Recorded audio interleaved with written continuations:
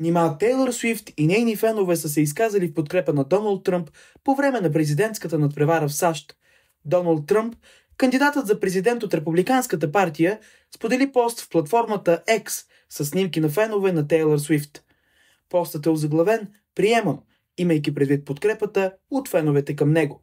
Те носят тениски, на които пише «Суифтита», както феновете на певицата се наричат, в подкрепа на Тръмп. Дали обаче снимките са достоверни?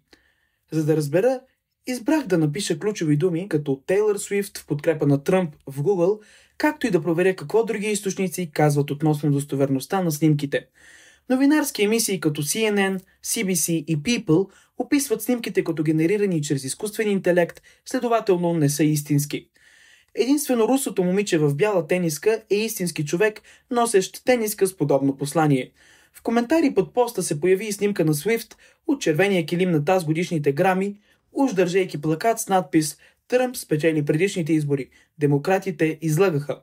Чрез анализиране на снимката обаче става ясно, че тя също е манипулирана, вероятно чрез фотошоп.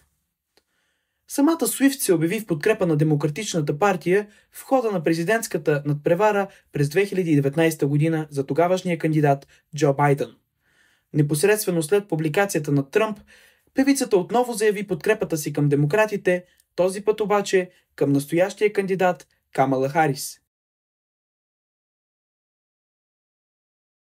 След проверка на съдържанието от поста на Доналд Тръмп, както и актуалната позиция на певицата относно президентските избори, става ясно, че нито тя, нито въпросните хора от снимките са изразили реална подкрепа към него.